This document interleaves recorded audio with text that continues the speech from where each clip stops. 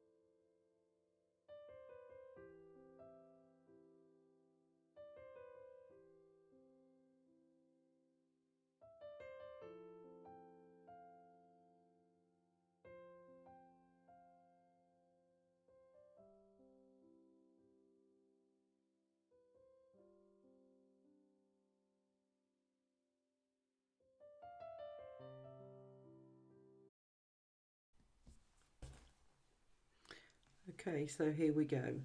Let's get started. I use black Powertex for this project.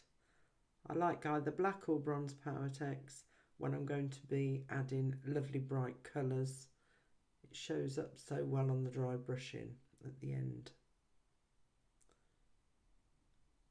Give your bottle a really good shake.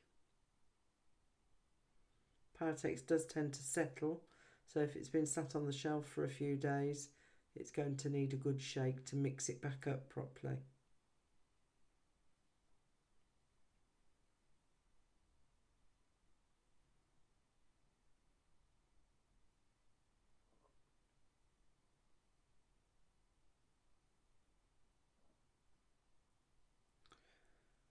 Pour out as much as you need, or you think you need, and put your lid on. We want to preserve the Powertex that's in that bottle, so always put your lid back on tightly. I wore gloves for this. You don't have to wear gloves. Powertex does wash off your hands with soapy water.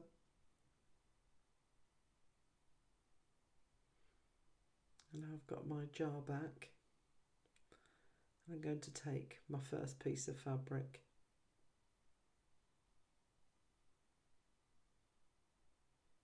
Having a bit of trouble deciding which piece to use, I think. I've got such a lovely selection there. I want a reasonable size piece to get started.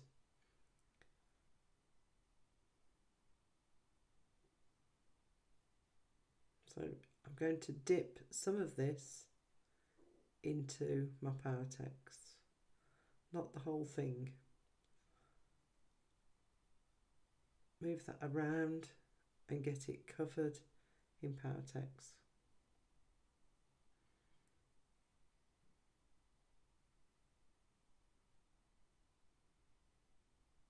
We don't want to be filling a big tub with Powertex and then dipping it in and we've got a real big gloopy mess.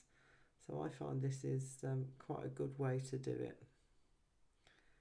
I've got some onto that one end and then I'm going to use what's on there to rub into the rest of the piece. The dry fabric will absorb out any wet Powertex. You can see how wet that is. I'm going to use that dry piece of fabric now to soak it all up. Rub it through, give it a really good massage. It's quite therapeutic here.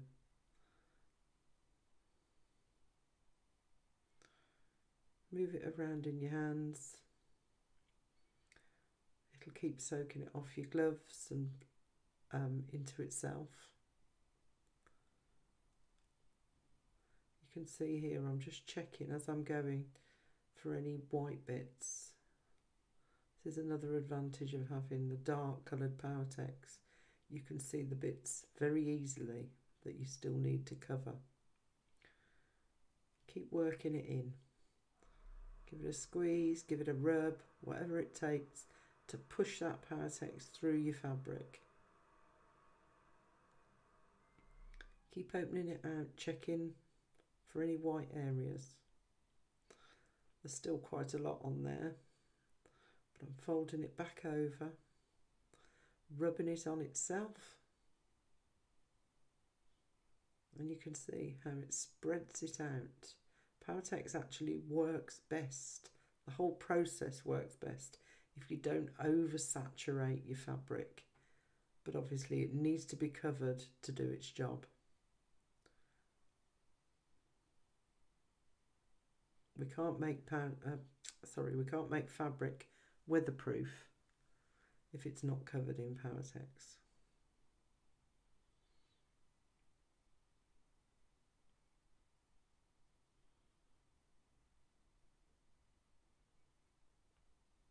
These little bits here, I don't think I've got enough Powertex left in my fabric, so just with my fingers I'm going to add a little bit more onto there, and then I'm going to work that through. I don't want to be dipping back in there because I might pick up too much.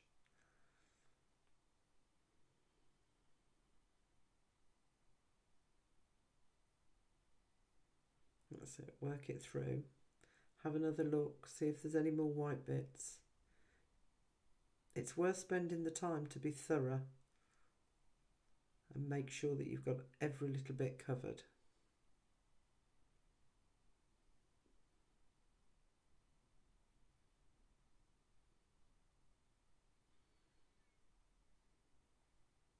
And at the same time, not oversaturating your piece of fabric.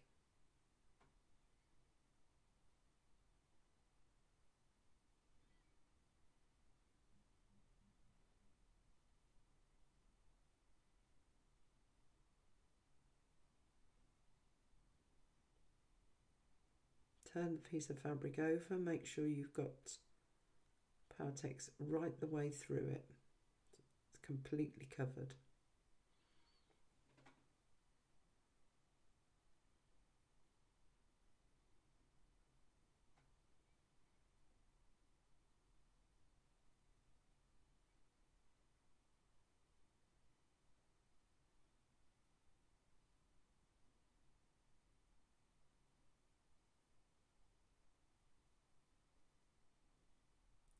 Work it in, work it on itself.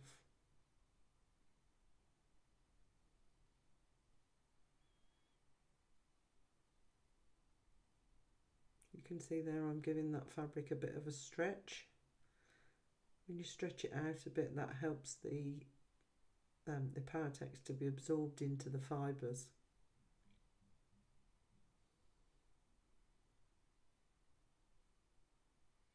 Just going all the way around the edges again now. Make sure that there's nothing obvious and white. I think I'm just about there now.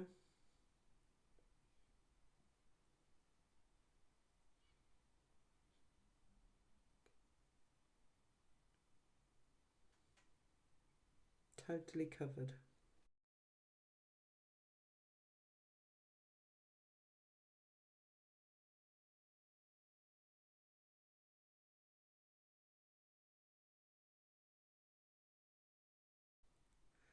Now to apply this to my jar. You can see I'm putting it onto some masking tape. That will help me to hold this in place. The fabric will stick to itself very well. But sometimes it's a bit difficult to get it to actually grab onto an upright surface. We're trying to beat gravity at the end of the day. If you find you're having difficulty, just put a bit of Powertex onto the glass or the masking tape, because that will really help it grab. A little bit of wet Powertex. Now you can see I'm fiddling with this and I'm getting some nice folds into the fabric. Again, a little bit of Powertex underneath there.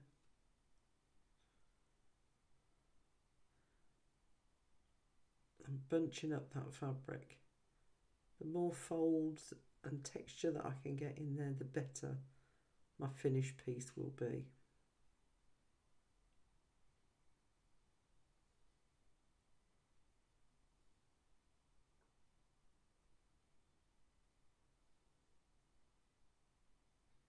You can play with this as much as you like. You've got about an hour before this will start to be too dry to work with. So if you really hated the way it was going on, or you felt it was struggling a little bit, you could take it off and start again.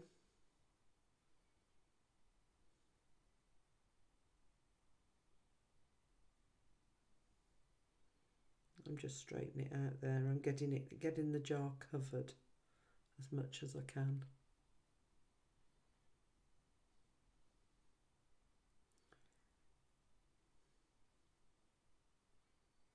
Persevere with it. Sometimes pieces might fall off a bit, but just put them back on. Give them a little press, hold them in place. See, as I've spun that round, I've pulled that fabric off the bottom there, but just put it back on and it will stay put. It's not a definite science, this. It's part of what I love about Powertex, is the randomness of it. There is no right, there is no wrong. Just have faith that it will look beautiful at the end.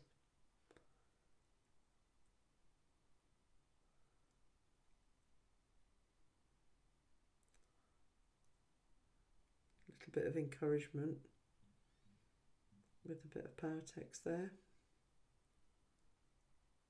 I'm asking a lot really there for that to just hold on the side, so that bit of Powertex will help me do what I'm trying to do there.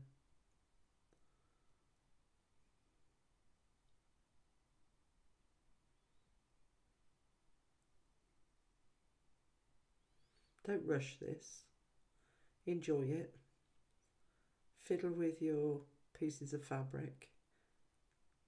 They're random shapes, so they're going to behave randomly when you put them on the jar. There you are, some lovely folds in there now. And I've got the rest of the jar to cover.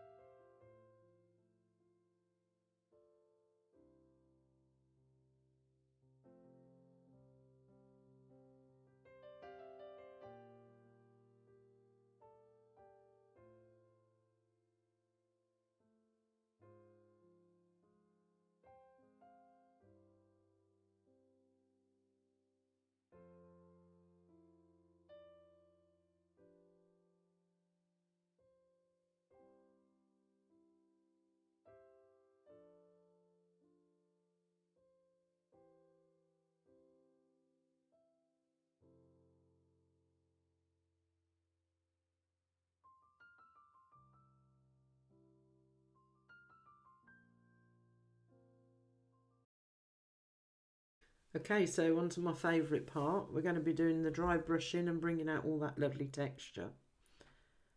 Putting a little bit of varnish onto my surface.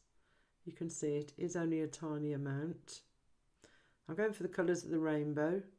So we're starting off with pink, using burgundy power colour with my varnish, and I'm adding just a tiny little bit of white. The white's a very powerful pigment, so we do it a little bit at a time. Now when I've mixed those two together,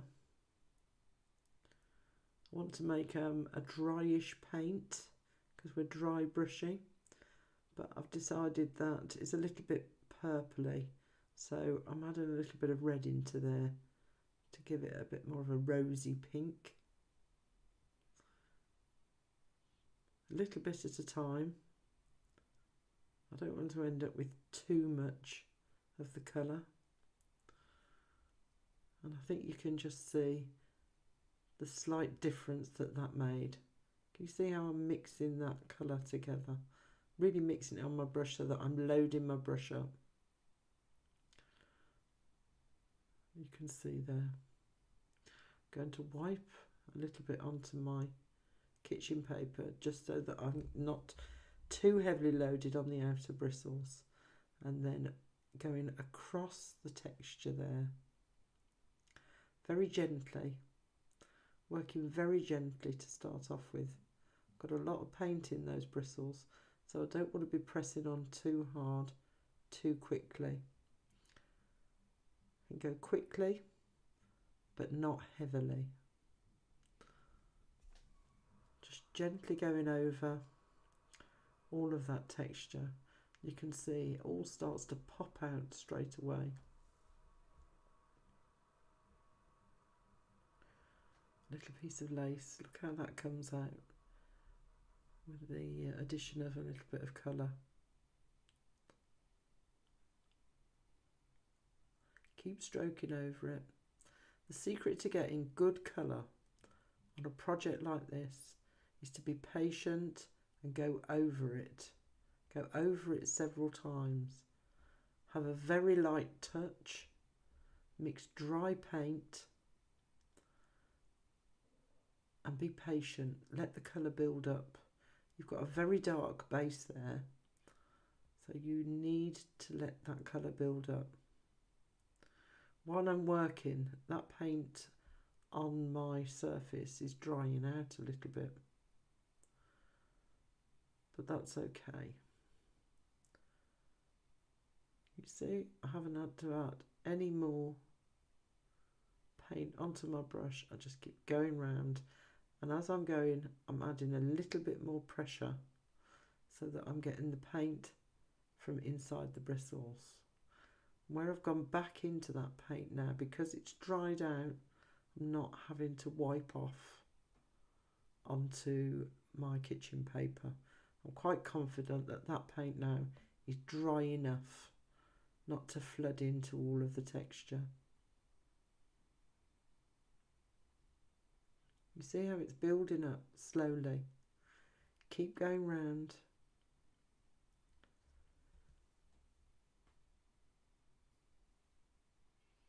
There really isn't much left on there now. It's dried out almost completely. But I'm just picking up the scraps of it to keep adding onto my project.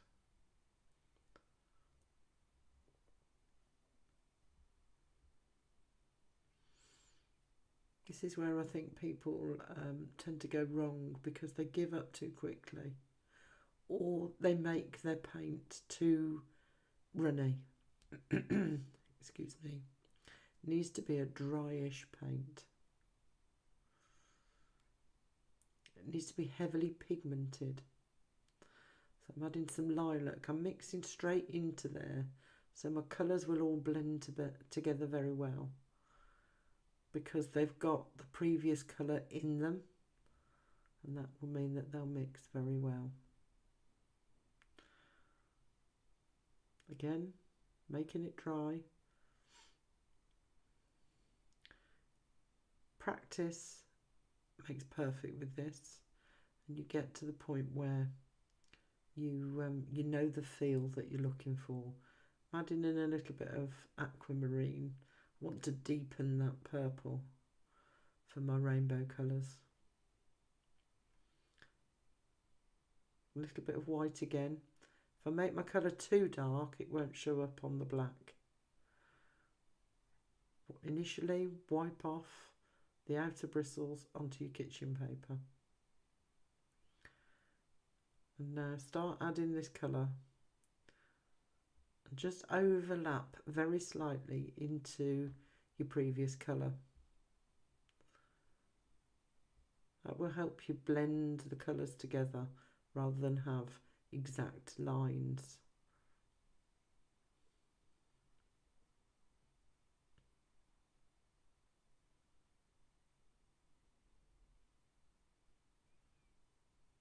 Bearing in mind that I've got to add all of the colours on here, I'm not going too far with any colour.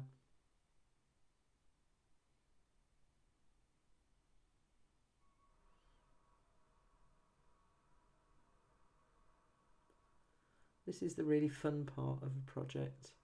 When you start to bring out all that lovely texture, you can see the depth created with the dark base, and then your highlights added with your colour.